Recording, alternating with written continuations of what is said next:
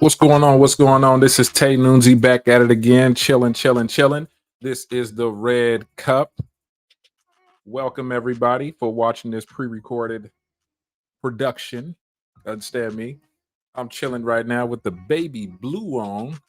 As you can see, I've been really liking these long sleeves. I don't know why I like wearing long sleeves. I always like wearing long sleeves. But anyway, this is the Red Cup show where we discuss a few topics. It'll either be myself or it will be me and a panel. We talk about a few topics and then we give our opinions on the matter. Now, today's show, we have a special guest, one of our alumni, one of the FamBam alumni members, been here from the start. Ladies and gentlemen, we had Granny Wowzers up in this piece. What's going on, Granny Wowzers? What it do, everybody? How you been? I've been doing pretty well. Pretty well. Um, just Mhm. battling the storm over here. So I know you feeling it too where you're at. But we're all Oh good. yeah, we on the West Coast. Yeah, of course. You know what? I forgot to ask you because this is my first time talking to you in 2024. How is the new year treating you? Pretty well. I of course I'm doing my own broadcasting now. So I got Wowzers FM 106 going on. Shout out. Mhm. I have a co-host, Mr. Executive, who comes in and gives the male perspective, a different political party than me, like my total opposite, but we get along great, which makes a great show. Hey, that's what's up. To find good help around here these days is kind of difficult. So, to have someone who consistent, who comes in and gives that other perspective so that you can like reach more people, that's always a good thing. And I did get your message. We want to add him to the FamBam group. That way we can get his perspective in there as well. Right. Anything you have going on like coming up soon, or what's the Uh, schedule look like for you? right now, we're trying to still figure out our scheduling between me and Mr. Executive. I'm giving him a little freedom so that he can bring in some interviews and things like that. But I'm more music focused because that's more of my forte. And I've been introducing more of the indigenous hip hop, R&B, rock, and even indigenous country singers. I've been bringing them in and introducing them to a larger, broader audience and showing them what we got going on. That's cool. How was that experience been? It's been pretty cool. It's been very positive. For the longest time, it's been kind of hard to reach indigenous people or indigenous artists because they're kind of in their own world. Yeah. And now it's more about let us be seen and let us be heard. So I'm enjoying bringing this whole new flavor to a bunch of people that haven't didn't even know they existed. And once Yeah. they hear them, they're like, hey, this is pretty fire. I'm like, well, that's why I decided to bring them in. I don't only play indigenous music. I mix it up with a lot of, local artists, people just trying to get out there, get started. I bring in a little bit of everybody, everything, but I always make sure to throw those indigenous artists in there so they can not only get their plays, because I do a show on Spotify now, so they get their spins as well as their recognitions, you know, and Yeah. it's been pretty cool. It's been really cool. That's what's up right there. It's always good to have like different cultural perspectives. It is a way for us to connect. And I'm gonna tell you, you're one of the hardest working women I know. You always got a new show going. You're always moving in a positive direction, and your lane is pretty consistent. So I just want to just give you your flowers on that, and I appreciate you. And I definitely want to pick your brain about some of that stuff because you always got something going, and that's good. It's good to have people who are moving forward and always on something positive. So I just Oh, wanted to add that. I Uh, appreciate that. I take that very highly coming from you, Tenoonzie, because I know where you come from too, and being on the West Coast, we got to stick by each other. that's right. Yeah, yeah. We got to have that West Coast conglomerate. Yeah, Right yeah. on. I appreciate your consistency. Uh, so we're gonna go over a couple of things. So we kind of talked about it a little bit prior to us recording. So normally, what I would do is I would pull up a bunch of videos and we talk about them, and then we would guess what's in my cup. Well, we're actually not doing it exactly like that anymore because, as I told you, I've been on this health kick uh, lately. I haven't been really eating too much junk. I've been juicing and stuff like that. So the new year, I just been actually I started in November, and I Okay. felt so good. I felt so good. I said, you know what? Let me just kind of switch up my lifestyle for a little bit, because a brother love a good steak, potatoes, vegetables, and ain't nothing wrong with that. But when you eat a lot of it, as long as it really takes for your body to digest it, you can get a little tired and sluggish and stuff. So that's what started happening to me. And then like my regular job that I do requires a lot of alertness and for me to mentally be more sharp. So I said, you know what, I'm a little bit too sluggish. I'm a little too tired. Let me go ahead and make a difference for myself. So I started in November, right after Thanksgiving, because I knew I was gonna eat. I was gonna eat like crazy. But after that, I started this thing, and you know what? My energy level just went through the roof, and I felt so good that I just kind of kicked a few habits for now, and one of them is recreational drinking. I haven't really been sipping as much, maybe a little wine here and there, but I haven't really been doing it. So the Red Cup Show, even though I don't always have liquor in it, I just think guessing what's in my cup, eh, we'll do away with that for now, and we'll probably do something like have a trivia or something like that. I think that's probably the best thing. Let's learn a little something. What you think about that? Right. No, I dig it. And it's always good to spice it up a little bit, switch up the game just to keep it more up to date and something new, keep that fire burning. Yeah, yeah, That I that's appreciate. good. And you Mhm. know what? Kudos to you to going on a health kick too, because that's not easy to do. Trust me. I cannot give up my Dr. Pepper. Dr. Pepper is gonna be my downfall. I love Dr. Pepper. Oh my gosh. You done got me started now. You know what I'm saying? Oh, I I'm love Dr. Pepper. telling you, and in indigenous country, or that's what they say, but it's indigenous people all over the place. In the indigenous world, it's either we drink Pepsi or we drink Dr. Pepper. It's like one of the two, and I'm hooked on Dr. Pepper. Yeah, and I'm not gonna lie. When you want something like it has an acquired taste, you can't want Dr. Pepper and somebody come with something else. Like, get that out of my face. I don't want that. I want Dr. Right. Pepper.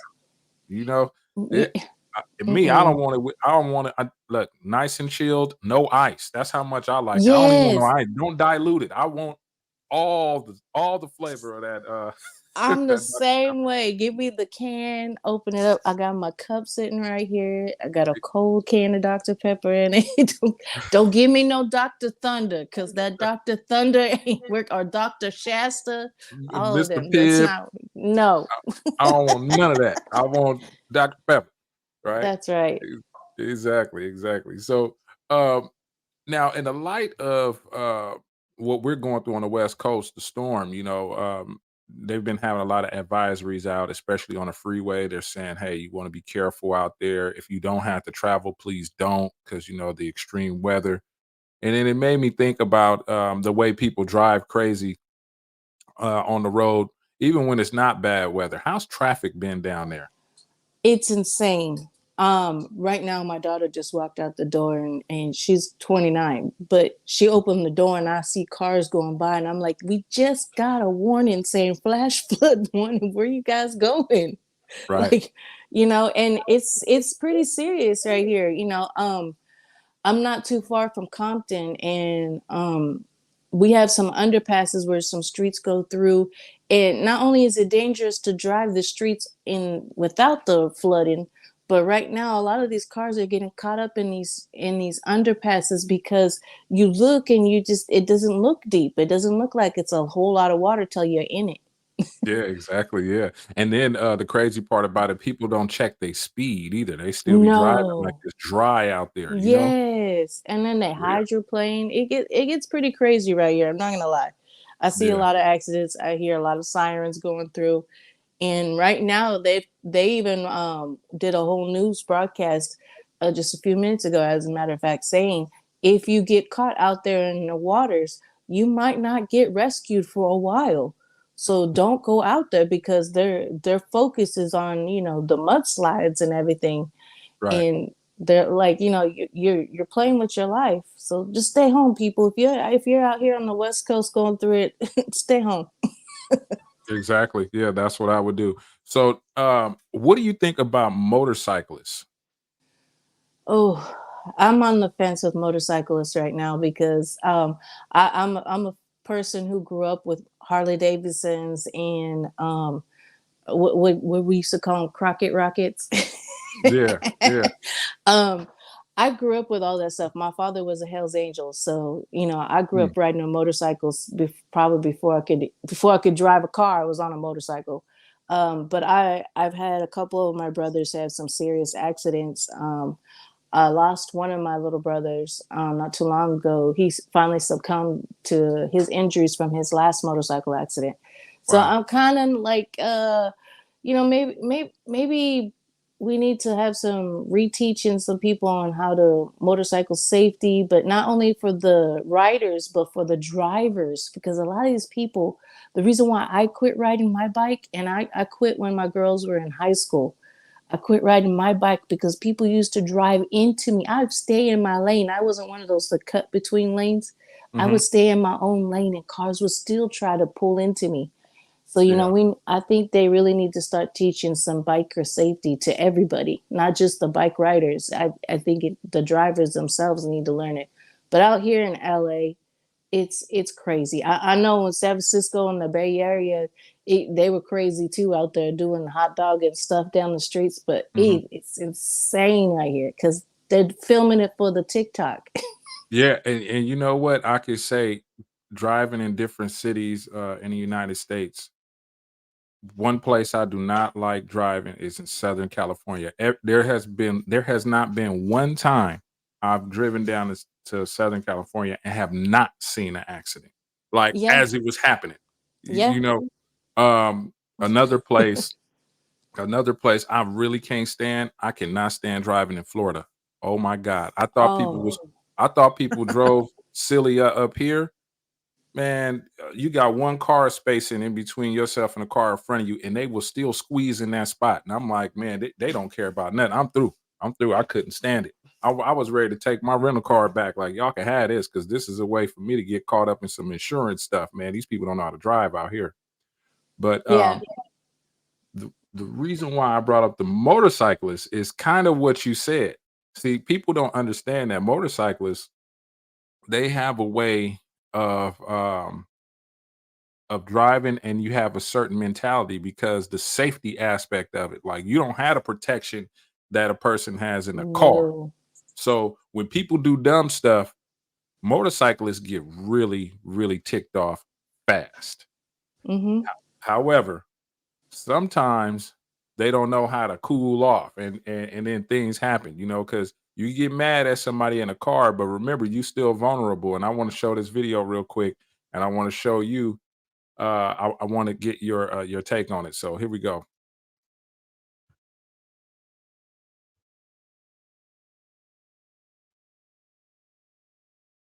Hold on. Here we go.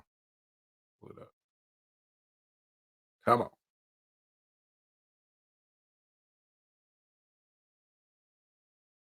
Uh oh. I blame the storm. Yeah, it could be the storm. Yeah, right. This is just. Hold on. Give it a second. Give it a second to load. I don't know why it's not loading. Hold on. Let me fix this real quick. I don't know why I did that. Give me a second. Yeah, because this video just had me all the way livid. And then I want to say, my condolences to you for your family member who succumbed to their injuries. Because Thank you. people don't realize that when you're riding a motorcycle, it really doesn't take much to get injured. It doesn't take No, much at all. and even the most experienced riders, which my little brother was, he was a very experienced rider, and he's another one. We, like I said, my father was a Hell's Angel, so we've been on bikes since, you know, shortly after we could walk. and we only have like a split second to make a decision and to control your bike, and even the most experienced drivers can lose it. Yeah, like this one. Here we go. I think this is gonna work. Watch this.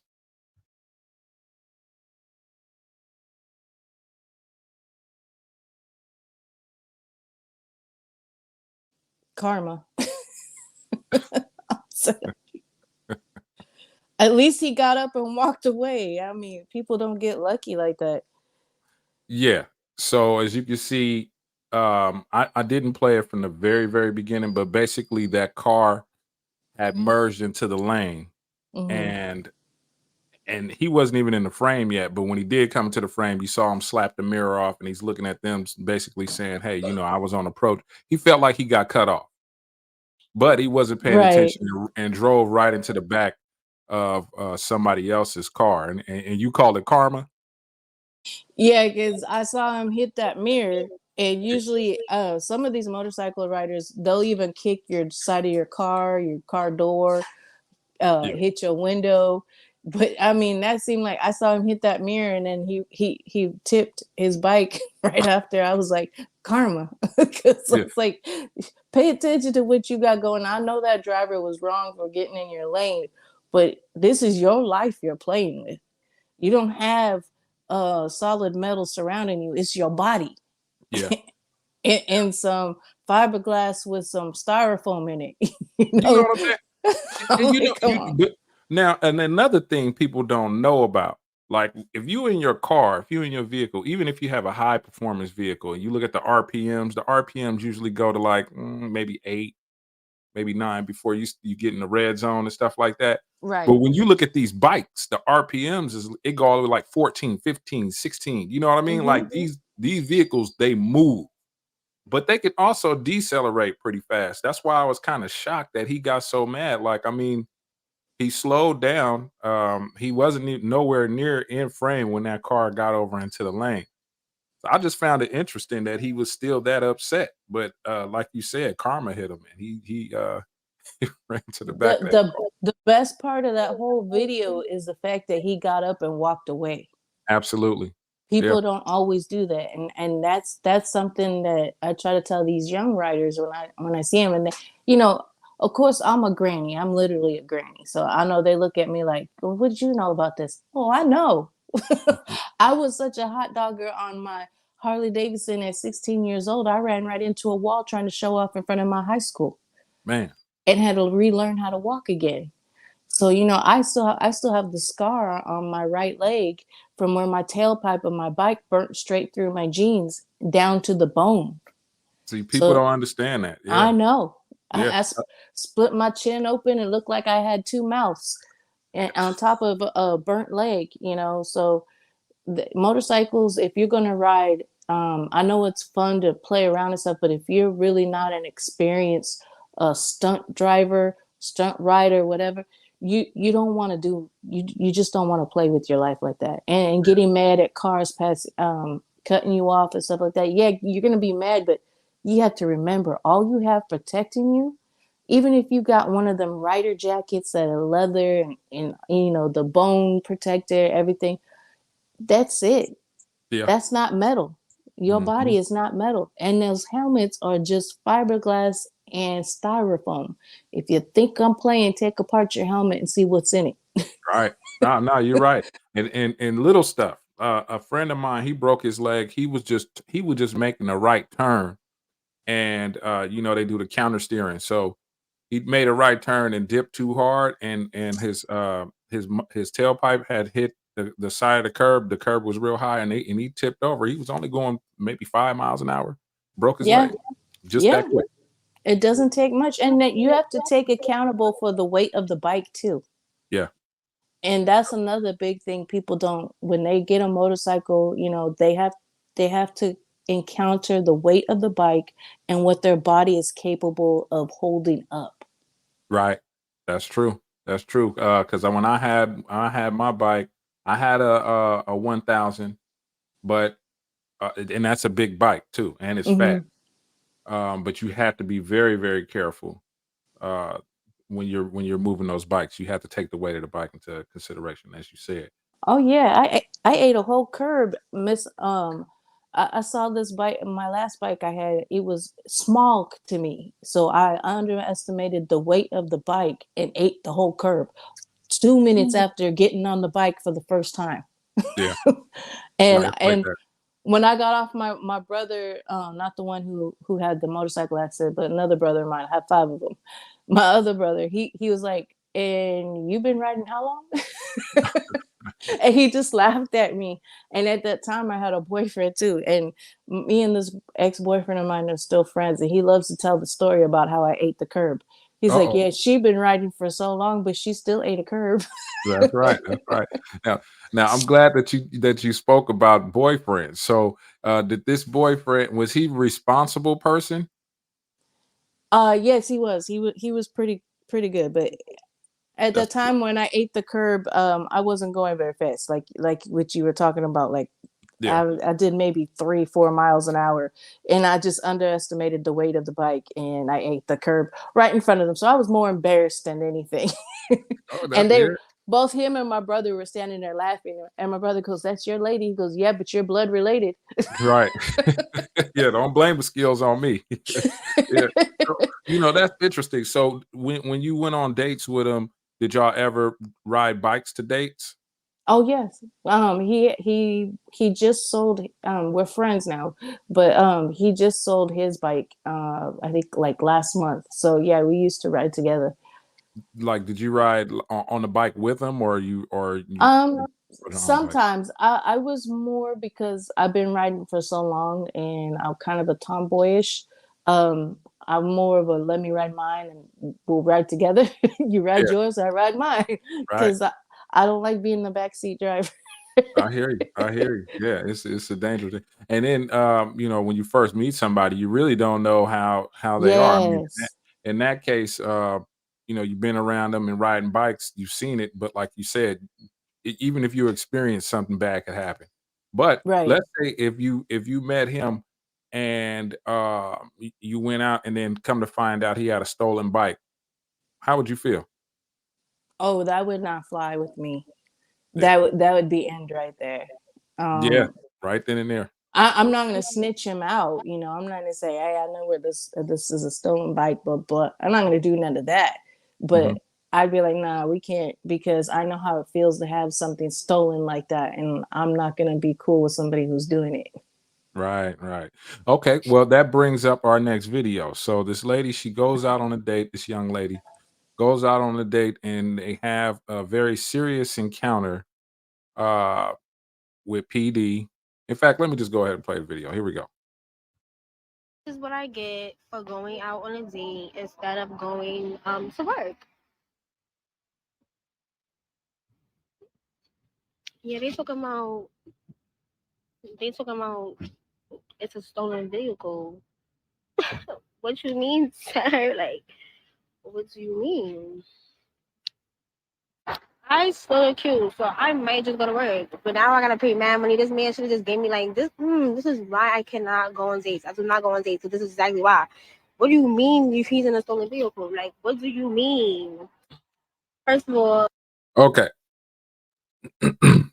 So the young lady goes out on a date with this guy, gets pulled over, and she finds out that the vehicle is stolen. In that situation, what would you do after watching that video? Yeah, shoot, that dude's done. He is done. Yeah.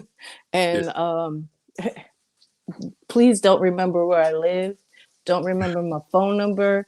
And I'd probably take a picture of you and post it on my social media. Do not date this guy. He picks you up in stolen vehicles. Yeah, right. What do But you think about her reaction? uh, she was right. She should have went to work.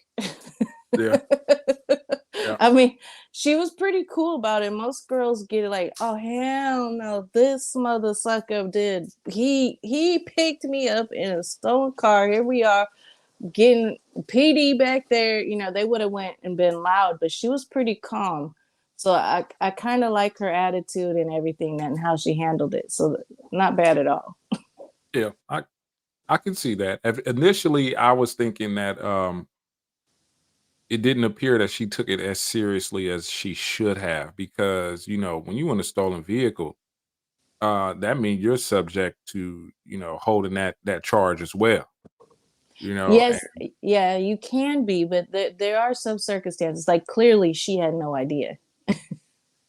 yeah, but depending on who who pulled him over and how True. everything is, then is it could change. The situation can be totally different. So, I while I do kind of like how she handled it, at the same time, um, it seemed like maybe she was taking this moment to kind of go viral. It didn't really seem like she took it as seriously as she should have. Like, hey, this dude, man, this dude tripping. You know, I I could have been at work. But it's more like, what do you mean? What do you mean? I just don't agree 100% with how she handled it, but I'm glad that she's not in any trouble with this person. Right. But like you said, put out a disclaimer. Hey man, this dude right here, he will have you caught up in something. Thank God I didn't get caught up, but this dude right here, you better make sure you see all the paperwork that he got on anything that he pick you up. I don't care if it's a bicycle. Make sure that Can I see license and registration, please? everything, right? I want to see everything at this point, because the reason why I didn't like it is because that could have been he. First off, the car is stolen, so you don't know who he stole it from. Right. And then if he were to if he was bold enough to do that, then that means if he has some problems with some people, he bold enough to put you in a bad situation, even a worse situation than that. Right. You know? Because he's playing with her life right there. Now I understand what you mean. Like she should have been more upset, like more realistic of what's going on. She could have been in shock too. She could have been in shock, and 'Cause she looks I very would have been young in too. shock. Yeah, I would have been she in shock. yeah. But I would definitely been using some language that I wouldn't normally be using. I'd be like, this mother sucker, Yeah, this sucker here. Like right. he had to go. Yeah. And yeah, but I would definitely put him on blast. I tell men now as it is, you don't want to date me. And the reason is because if you screw up, I'm gonna write a poem about you. And it's probably gonna go viral. You gonna write a poem? I write about you. Give That's us an what it is. example of a poem. Just freestyle it. Bring up a scenario. Well, I just wrote one about the ex-boyfriend. Oh gosh. and Oh, and it did pretty well. oh gosh.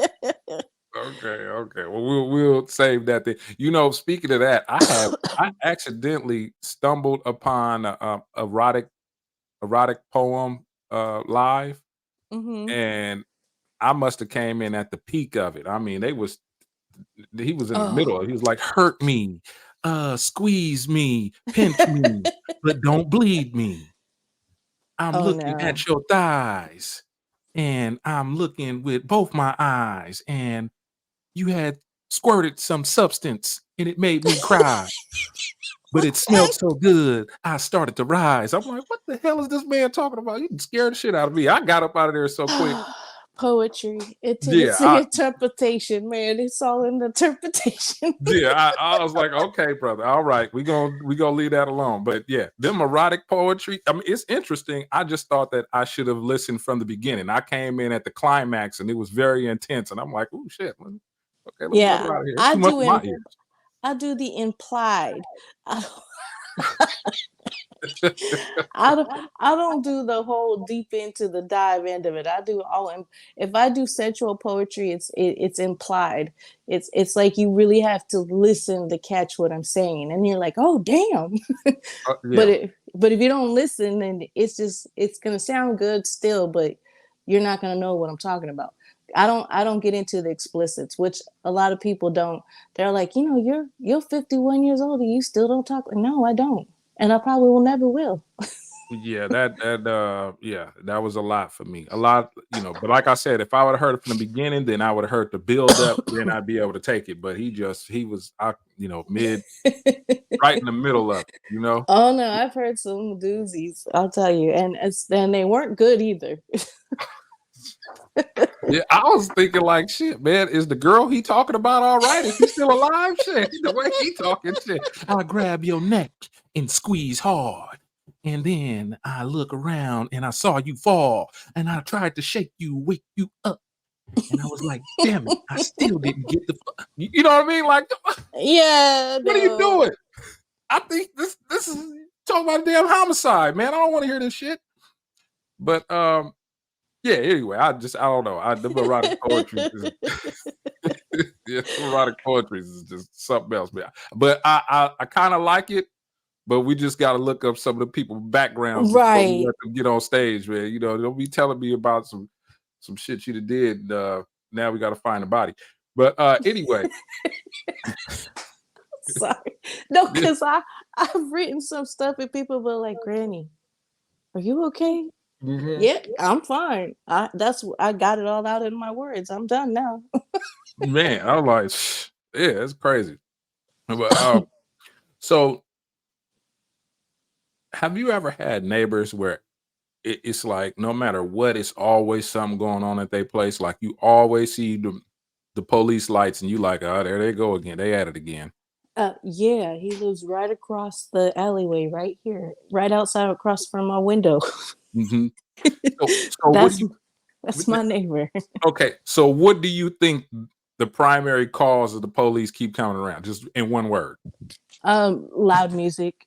They're being loud too music. loud. Yeah, they're being too loud. That's the main reason. Okay. Well, in this case, we're gonna try to decipher what's going on in this situation because you got some fellas they're talking about the police showing up at the house again, and excuse the language, y'all. This is the one I think when I did my reel, I edited out some of the cuss words, but on this one, this is just straight through. This is the red cup, y'all. Y'all know how we do. But anyway, I'm gonna go ahead and play this, and then me and you, we're gonna try to figure out what is the cause for the police showing up at their house. Okay, here we go. All right. They came to my shit, bro. You bring the dog and the fucking cats. No, the fucking dog and the cats come here twice, nigga. Like, I'm sorry. Like, the cat come here twice, nigga. Come here twice, my nigga. Like, the cat come here twice. You come here again. Okay. Initial reaction. I got no clue what's going on, but homie flew out that window like he was Superman. Yeah, he did. He did. Somebody in the chat said, in the comment section, they said the ghost of Uncle Phil threw him out the window. Oh yeah, Fresh Prince of Bel Air. Yeah, that was funny. And so you hear him talk about. You hear the exchange. He's like, "Hey man, they came to my house too." He said, "Man, I don't want to hear all that. You brought the dog, and then the police came. We don't know what. It's so random." And then when him getting shocked and thrown out. Okay, so one more time. What do you think? What do you think is going on over there? It must have been something he did, something like drugs or something, because the police came and something to do with the dog. I'm guessing some kind of drug deal. I was just about to say, I think that this has something to do with the narcotic. They some functional addicts. Yeah, I think so. Look at how empty the floor is. Hold on, wait, let me go back to it. Look at how empty the house is. Yeah. And then they got the mini refrigerator and stuff on the floor.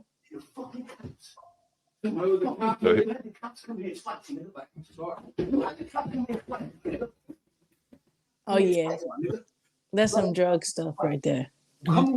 Yeah, I see the narcotic all over this situation. Yeah, oh boy, got the cigarette in his ear. I haven't seen that in a long time, and I only associate that with I grew up with that. That's why I know. Yeah, you grow up, you see somebody with a cigarette right there. They up to no good, one way or another. They up to no good. I But keep telling people, Hell's Angels, man. That's the way most of their houses looked, right okay, there. look, this is your third time mentioning them, and I would tell you. uh, You notice I haven't said nothing, right? Right.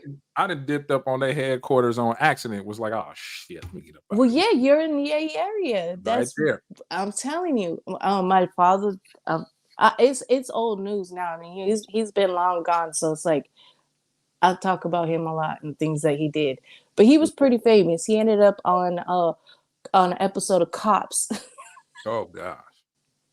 Well, and yeah. So yeah, we don't want to talk about them. That's it. I've had a few run-ins with them, and we're just gonna leave it at that. But thanks a lot, yeah. gangster wowzers. All right, you gonna leave that shit alone. I'm cool. I've been legit way too long to be dealing with some stuff like that. The third time, that's like Candyman or something. You mentioned that name. I don't even need to either. It's just those memories come back. Motorcycles and what we just saw right now just trigger me right back into those memories of those times. That's right. That's right. Yeah, but so it's good that you kind of mentioned it because I know that you've probably seen law enforcement, uh, Mm. you know, in that capacity, and now you're a legitimate person. You were legitimate back then too. You were Oh innocent, yeah, right? I was way innocent. I was so Yeah, nauseously innocent. yeah. We have upstanding citizens here on the Red Cup Show. Okay, we're reformed individuals now. So anyway, I was thrown in it by birth. They wasn't by choice. right. Yes, you didn't have no choice. Exactly. So, how do you treat a situation now when you are if you've been pulled over, if you have an encounter with law Mm. enforcement? How do you handle the situation? How did you handle the situation when you were younger opposed to now?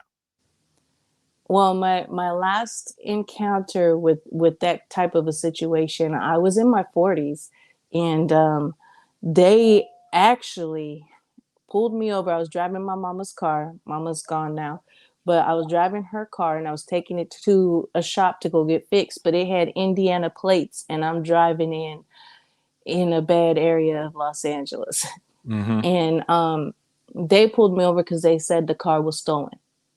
Wow. And I looked at them like they lost their mind. I was like, there's no way my mama's gonna have a stolen car. Right. And her name was on all the paperwork and everything. So I explained to them, this female police officer, she came up, she was hot headed and she was of the lighter persuasion. Hmm. And here I am of a browner persuasion, driving this Dodge Charger, bright red Dodge Charger. Oh yeah. And the seats in the Dodge Charger was so low I couldn't see her lights at first. So I didn't know. I thought somebody was just tailing me, like, Yeah. trying to keep up, because a lot of people want to race you when you're in one of those kind of cars. Absolutely. So I thought that was the situation. So I'm trying to get away from this person because I'm not trying to race my mama's car. This is my mama's car, you know? Hmm. And by the time I actually saw the lights flashing, I pulled over. She had already called backup. So there's 4 police officers on me.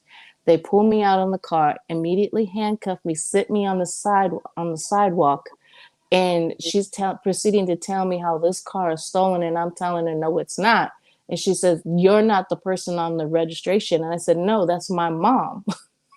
Wow. And she was, well, your names don't match. Of course not, because I have my married last name. Right. And she had, I mean, her backup came with guns drawn and everything. And she was telling them that I was trying to elude her in a police, and made her do a police chase and everything. I'm like, I heard no sirens. And I said, if you sit in my seat, I can't see your lights. And when I did see your lights was because I made a lane change thinking I was getting away from somebody trying to drive crazy. And I Yeah. was not about to drive crazy in my mom's car. I said, and then when I saw your lights, I immediately pulled over, but I didn't know you were a police officer because you had no police markings on the car. The Right. lights were only on the top and in the dash. And so she was just irate. And I really thought I was going to go to jail. yeah, and then for people who don't who don't really know, in Southern California, well, they should know. In Southern California, you got the Bloods, the Crips, you got all type of stuff going on. Right. So if you in a bright red vehicle, they already profiling you. You got Right. you got bucket seatings, right? You got Yeah. bucket seats. So yeah, those cars, anyone who sat in them, even when you drive out the front windshield, you can see the hood of the car because the way it's designed. Exactly. You know what Yeah. I mean? It's a muscle car of almost all muscle cars. It has that build. So yeah, I know what you're talking about, but it seems like that officer was overly aggressive considering the fact he was in a bright red muscle car, and she had to follow you for a certain amount of time, and Right. then all of a sudden now she's on high alert. But how did you get out of that situation? Well, after they searched the car because she thought I was high on drugs, Whoa. which I've never done in my life. I had one of the officers that came up kind of started going, well, she's not acting like what this other officer is saying. So he started talking to me really nicely and cool. And I said, look, if you call my mom, she's the registered owner of this car. I guarantee you she's going to tell you this vehicle's not stolen. I said, can you run the plates and see if it's been registered stolen? He goes, no, we did run the plates. It doesn't show that it's been stolen. But that doesn't mean it's not stolen. And I said, well, can you call her? She's the name on here. I said, here's my phone. You can take my phone and call her and ask her all the information, her birthday, everything's on the registration. I'm like, you can get all the information. And he did. He made a phone call to my mom, and everything she explained to him was matching everything that he had in his database plus the registration on the vehicle. And she explained to him that I was just taking her car to go get fixed. It was supposed to be a surprise, Yeah. so they ruined all of that. But Yeah. I stayed calm. I was mad as hell. And the initial police officer that was talking to me, the one who was trying to treat me like I'm some kind of big time drug runner or something, Mhm. I looked at her and I said, I'll see you in court. And she goes, I'll be there. And she was there. We Wow. went to court, and I told the judge everything. And he dropped all the charges except for one. The only charge, and it's just a ticket, but he gave me unsafe lane changes. Oh, wow. And I So was like, I don't care. I got out of there. yeah, you got out of there with your life. You got out of there Right. with freedom. That's really what it is. And out there, a lot of people don't know who haven't been out there. Man, the police out there got a very, very bad Oh reputation. yeah. And Even your own. I've seen them in action, and I'm just grateful that I never had to encounter one of them myself, because I've seen them treat people innocent bystanders, like they're doing a traffic stop and they're blocking someone, and the person's asking with their family, and they like, shut the F up and get back in your car and wait and all this. Like, just they Yeah. don't care about nobody. Like, They give no cares yeah, whatsoever. yeah. In my 40s, I looked like I could pass as 20. So Mhm. this woman thought I was just a young Young. punk. Yeah, yeah, yeah, yeah.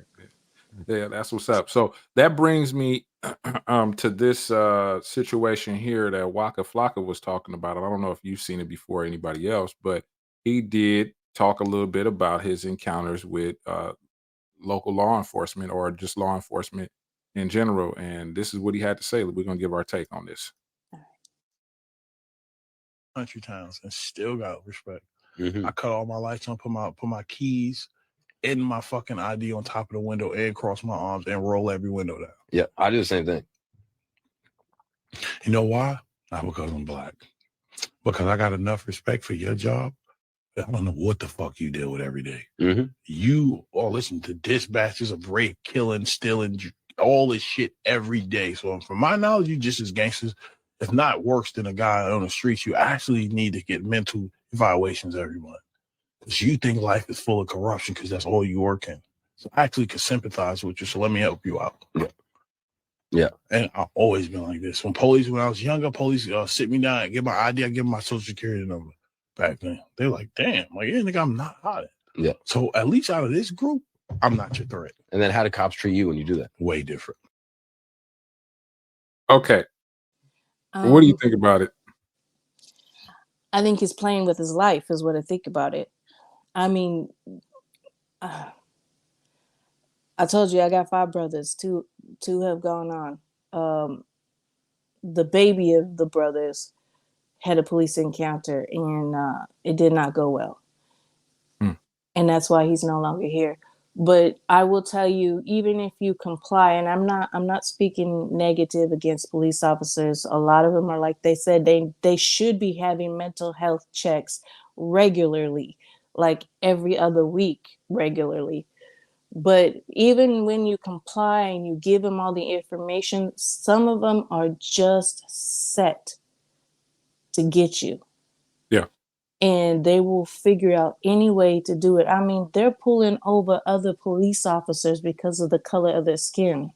They're pulling over lawyers and judges and not believing who they are until they run all this stuff back. And then they come back like, but the first initial stop and the first initial treatment of these people is not a good way to treat somebody, period. And then when they find out who they are, that's when they relax. So even if you give everything you have and comply, that's another poem of mine too. I talk about that, about losing my brother, and you put everything on the dashboard, have your hands up in the air, and comply, and you still lose your life. Yeah. So it's, I don't know. I mean, I could sympathize, yes, but then some of these police officers they just got it in them to, because they got that power hungry. Yeah. I think that I can agree to a point of what he said, but I strongly agree with what you said, because you really don't know who's approaching you. Just like they don't know who they're approaching. They have an idea based on running the plates and stuff, but that may not be the person who plates they running, like in the situation that you brought up. That may not be the person driving the vehicle. You know, so like I just akin it to like when I was younger and I probably wasn't the best citizen or just was still trying to find my way. Mm-hmm. Yeah, you get nervous. You see the police. Oh yeah. You know, be driving. Oh shit, here they go. Especially if you don't have your seatbelt on. Oh, hold on, wait a minute. Let me. You know, but now that I've gotten a little older, I can kind of see what he's saying to a point.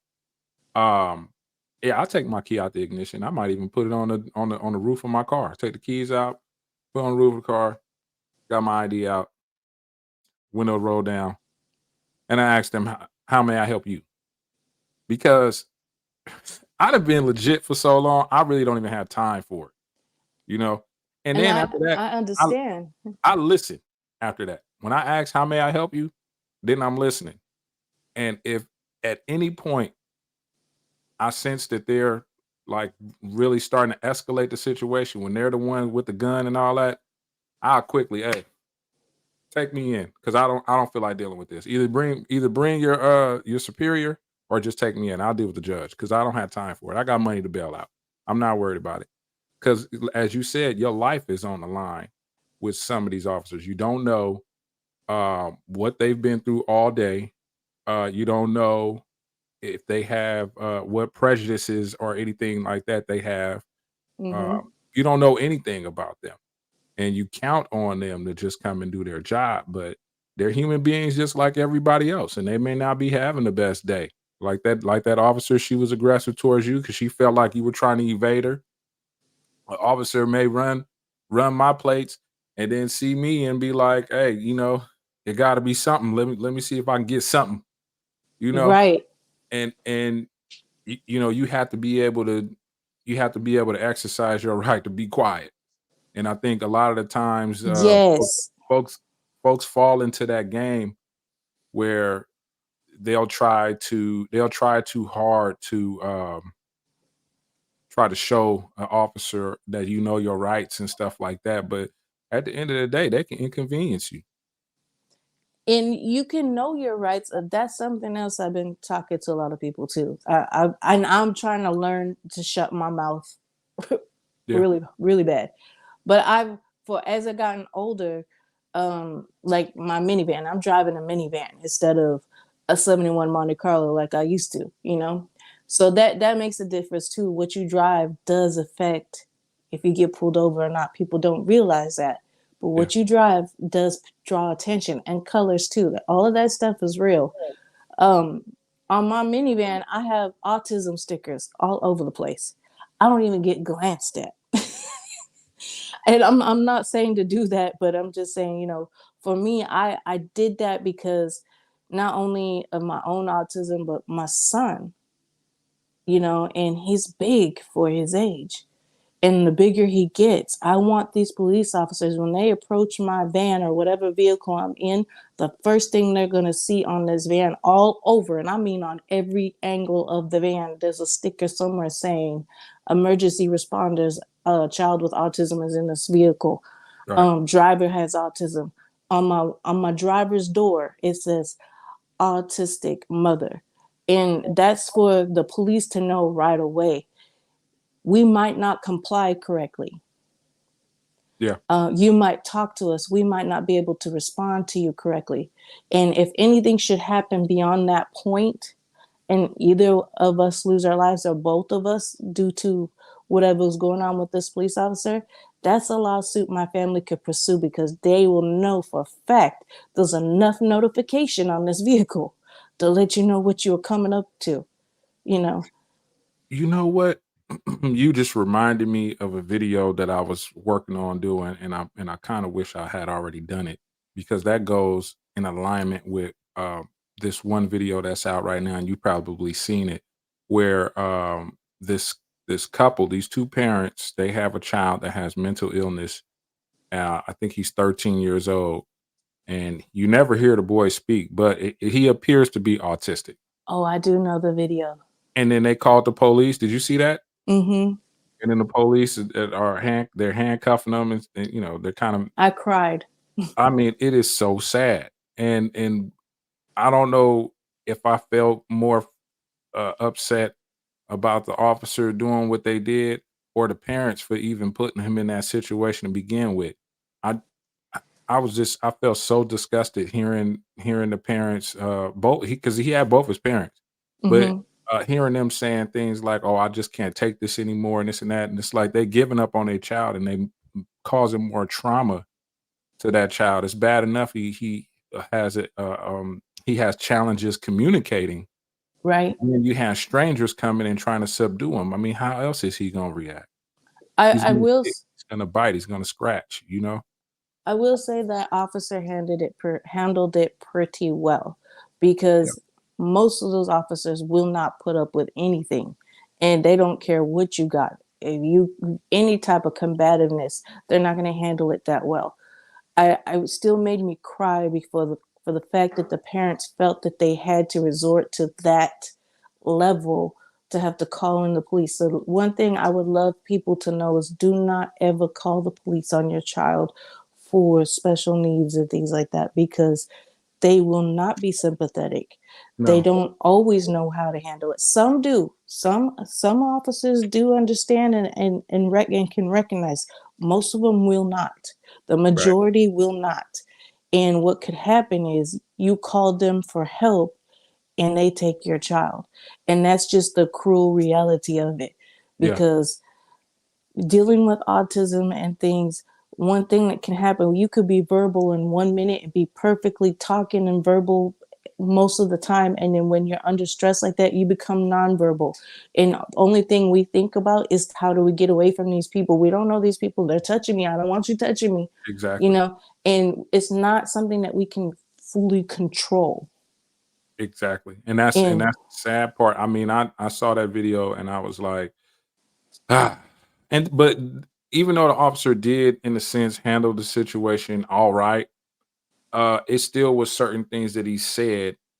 right. I was, you know, I just think if the camera wasn't on him, and the parents weren't there, really closely watching it, that could have quickly changed, because he's like, yeah, I just want to make sure he's not going to grab a gun and this and that. The parents called about him having some problems, you know, Hmm.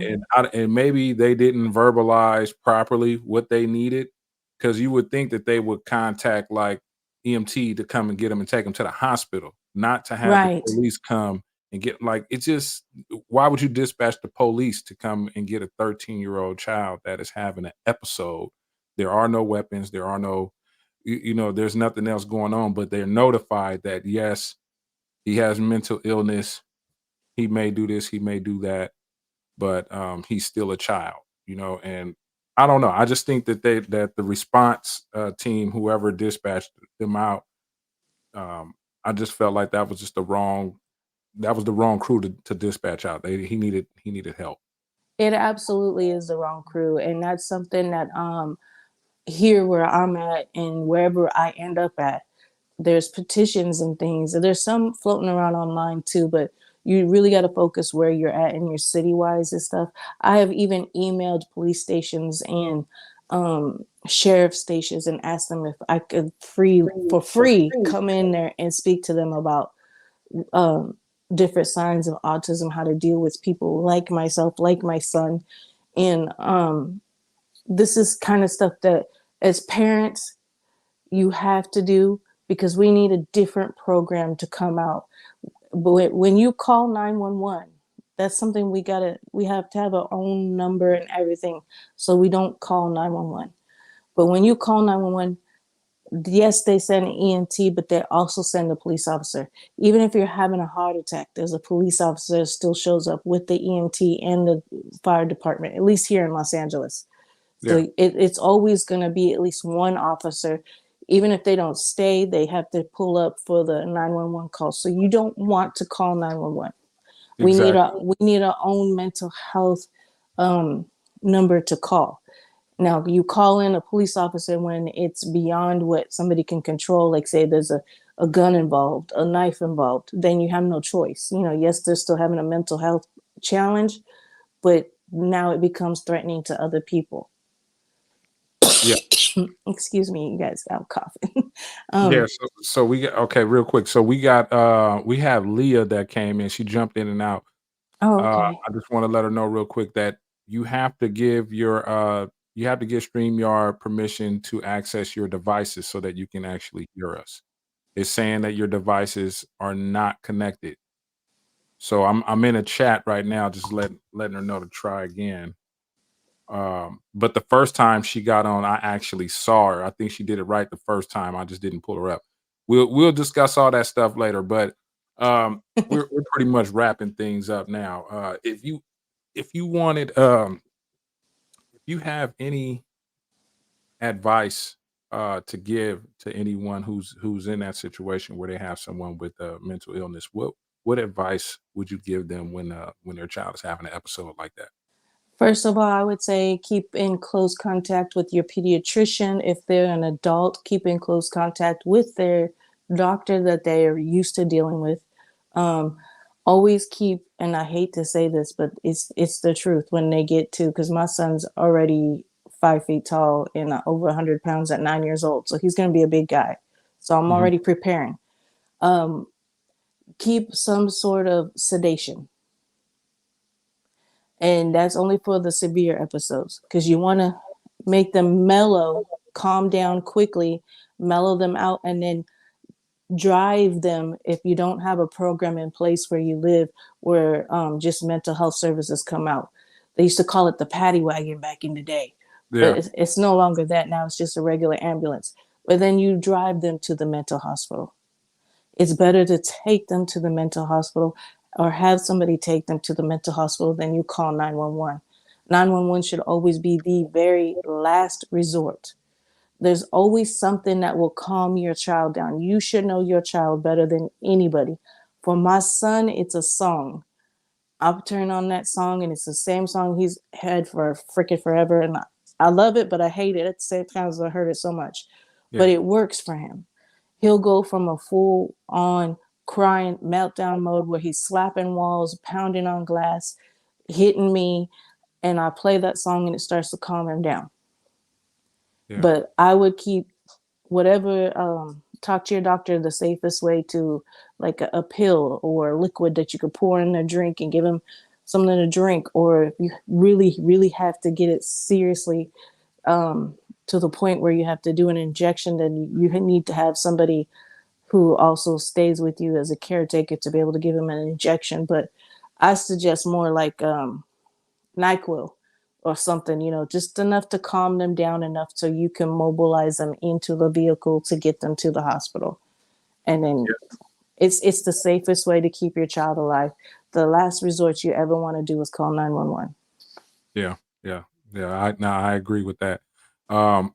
So anyway, I appreciate you for coming on. We've reached the hour. Can you let everybody know what you got going on and what your schedule is looking like? Oh, sure. I got Wowzers FM 106. It's all over Spotify and all major people say podcasting, I say broadcasting because I come from radio and I'm trying to get back into radio, which I'm very close. Just look up Wowzers FM 106.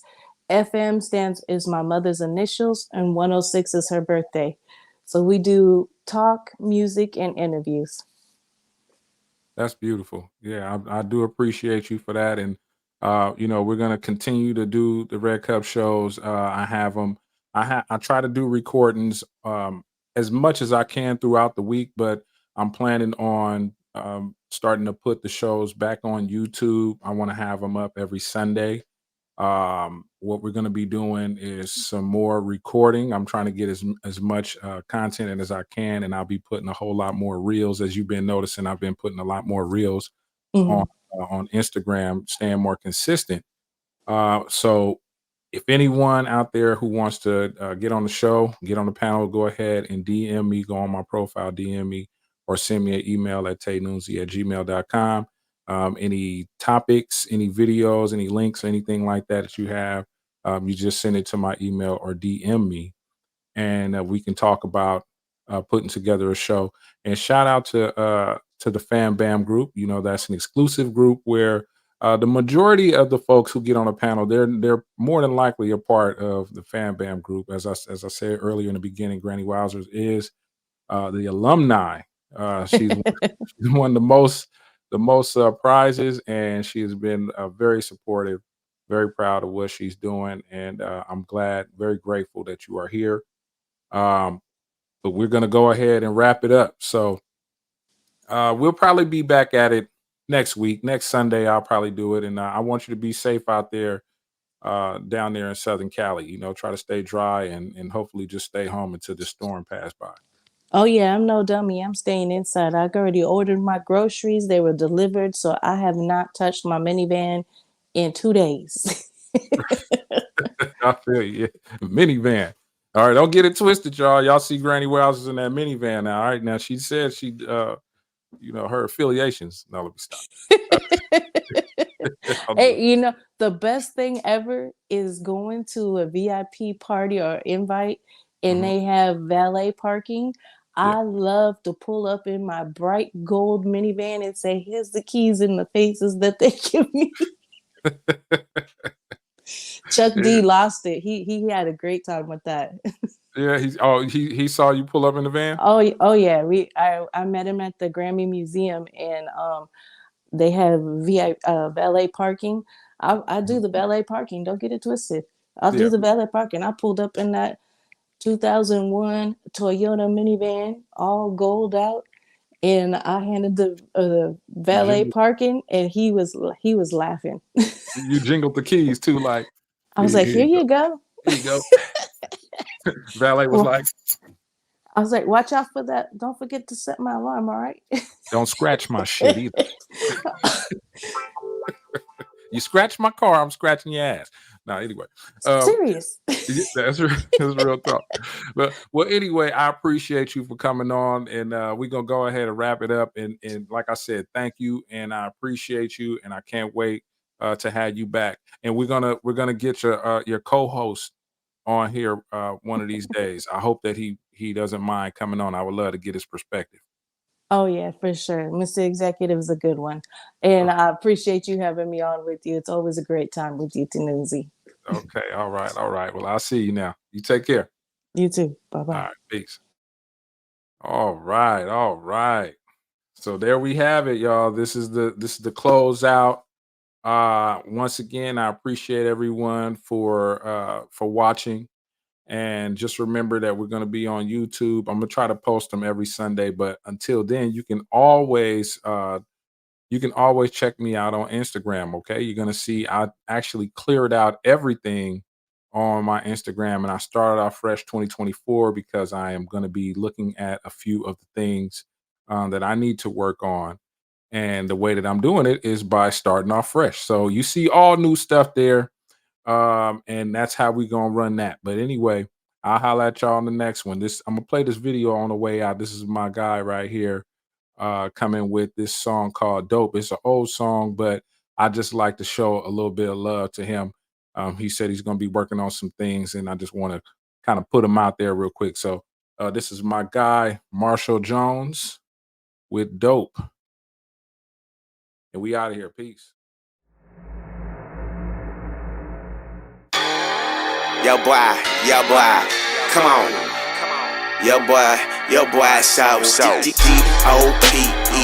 You know me, I'm so D-O-P-E.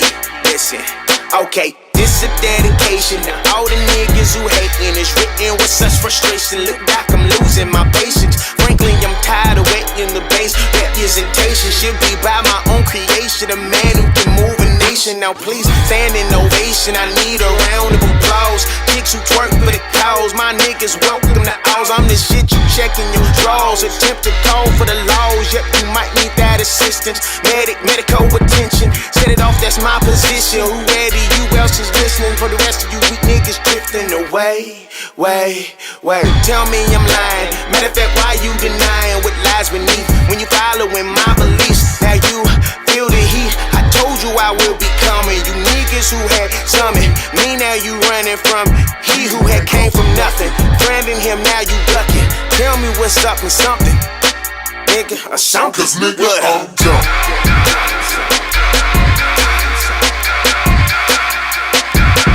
Nigga, I'm done.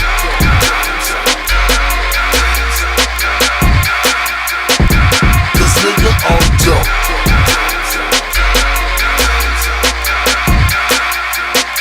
Cause nigga, I'm done. I know a lot of niggas won't let me, but they don't inch they kept me. Under rap, ripping the next beat. Going through it, inventing the next me. Watching my steps, we came up, for the simple fact that we can't stand what's out. So this is my eyeballs. Everybody come together, let's ride hard and get it. You need to be checking your face, dog, it's cracked. The reason why I'm the truth came attached with the notice that parted your whole face. After you, it's on in the next case. Being a cold piece, running a wild D, while on the wild street, all on the wrong seat. At the right time, driven the comedy. The way that I punchline, believing it's all in me. Take a breath in his back with a little bit roll, ripping the dough off the hinges. Dog, you fast, taking it slow, relentless. Do it till you come to your senses. King James, give me your witness. I am what you think to be. Tell me what you think of me. I am you creatively spitting. Be my specialty. Resuscitate my melody. Ride my niggas' energy. Then it's back to the beast of me. Release the heat you never see. Super Saiyan casualties. You better send the cavalry. Cause Cause nigga, I'm done.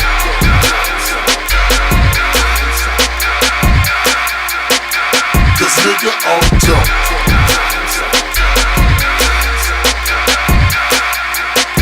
Cause nigga, I'm done.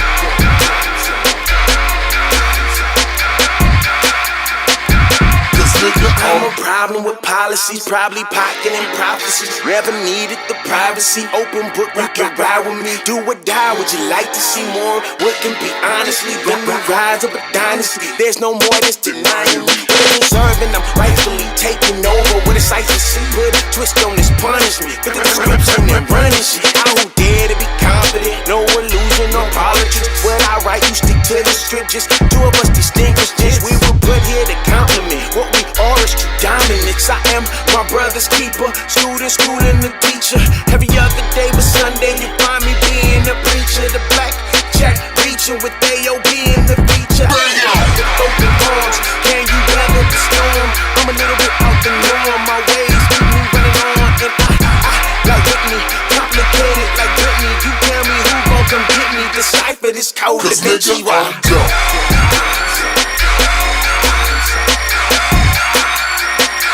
Cause nigga, I'm done.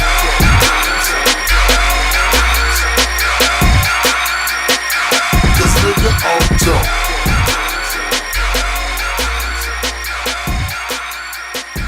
Cause nigga, I'm done.